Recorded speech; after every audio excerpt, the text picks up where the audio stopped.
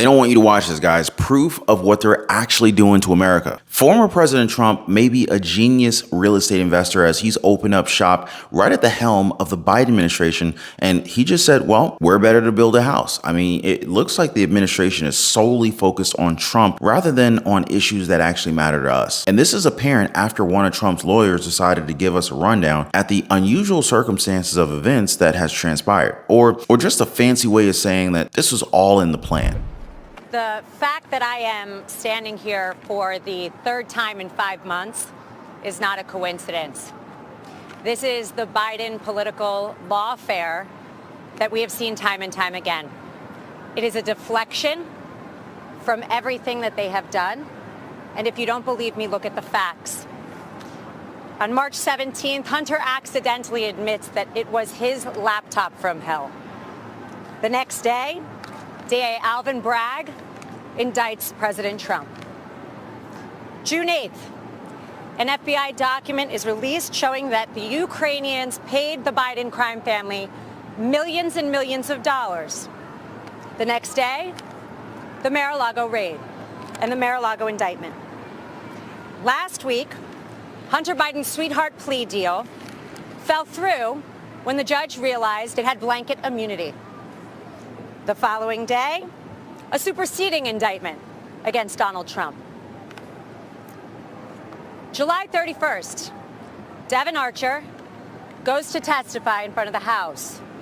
That was only after they failed to put him in jail prior to the fact. What happens the next day? The January 6th indictment that we're here for today. This is not a coincidence. This is election interference at its finest against the leading candidate right now for president, for either party. President Trump is under siege in a way that we have never seen before. President Trump and his legal team and everyone on his team will continue to fight, not for him, but for the American people. Boom. Mind blown, guys. Now, I've been saying this for the longest time now. They have been passing on the blame to Trump because he is by far, and by what polls are literally telling us, it's in our faces, folks. Donald J. Trump is leading the presidential race at this moment, which in all honesty is insanely impressive given that they've been throwing all these different indictments his way. Now, one that I want to talk about, though, is the January 6th indictment where he argued that the presidency was being stolen. Now, think about that for a moment. Does he remind you of anybody?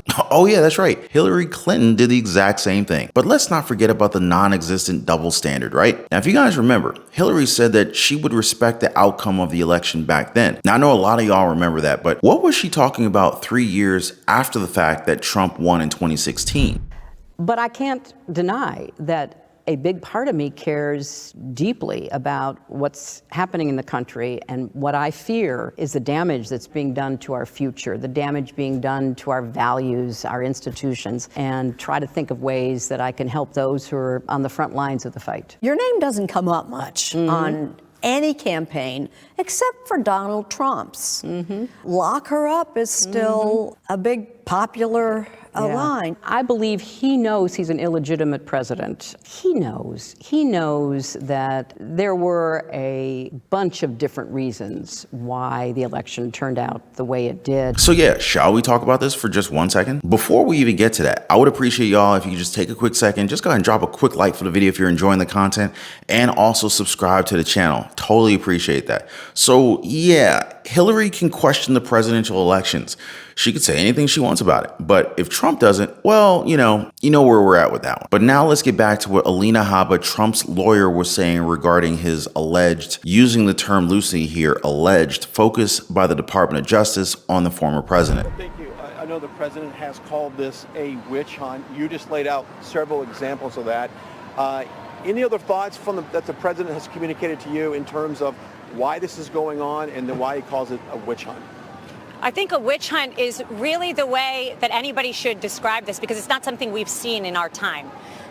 This is not even political. This is beyond that. A witch hunt is when you relentlessly attack your opponent, when you relentlessly attack the thing that you are most afraid of. People are afraid of somebody that cannot be bought by Washington. People are afraid of somebody who is independently wealthy and who has given up his good life to fight for this country. And that frightens a lot of politicians who are career politicians, unfortunately, because he'll get back there, and I know he'll be fighting for every one of us so that this doesn't happen to us. And it's not just Trump's legal team who thinks that the DOJ, the Department of Justice, has been weaponized. Former Democrat Tulsi Gabbard also spoke out about this issue, and she pretty much said that this is all going according to the plan of the White House. I mean, I don't think anybody believes that this is all just a coincidence, right? Do any of you think that the timing of all of these indictments are just based on the extreme luck of the President Biden and of course the awful luck of former President Trump? Is yet another example of how far President Joe Biden's politicized Department of Justice is willing to go to try to destroy his main political opponent as a presidential election is going on. This foundational purpose of what the Biden administration is doing is really the thing that should be most concerning to everyone.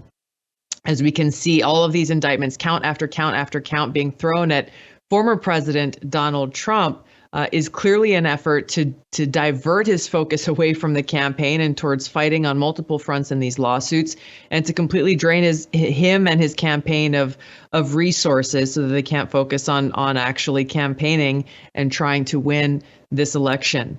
The founders envisioned that our country would be a country of laws, not of men. And what we're seeing here, most concerning as it relates to the First Amendment, but you take all of these different attacks and indictments in whole, what we're seeing is a politicized Department of Justice that has disqualified itself from being able to fulfill the awesome responsibility that they're entrusted with. I want to ask you guys, because your opinions actually matter here. Do you agree that the DOJ has been politicized? I mean, is this a blatant display of just going all out on a political opponent? Now, here's the worst thing that's on my mind right here, right now. Like, what if, and I'm not saying that it's going to happen, but let's just face the facts, all right, guys? Trump's popularity has shot through the roof because of these indictments. It's actually backfired on them. Months away from the first test of the 2024 Republican primary, but despite months of campaigning and millions of dollars spent, the race for the nomination is not much of a race at all.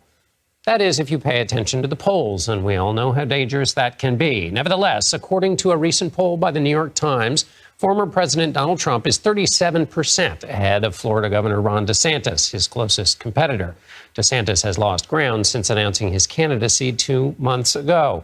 The nearly dozen other candidates still poll at about 3% or less. So what if, drumroll please, what if he wins? Will he in turn try to put Biden's family in jail? Because they've swept their own issues under the carpet, folks. Their floors are clean, you know what I mean? But just imagine what happens when the person that they've been demonizing all this time, the one person who actually makes their knees shake, and not in a good way. Imagine they suddenly win the 2024 presidential elections. Well, that's the question I'm gonna leave y'all with today. Now, before I go, please, I appreciate you guys hanging out. Thanks for dropping likes for the video. Appreciate the new subscribers to the channel, and I'm gonna see you guys on the next one.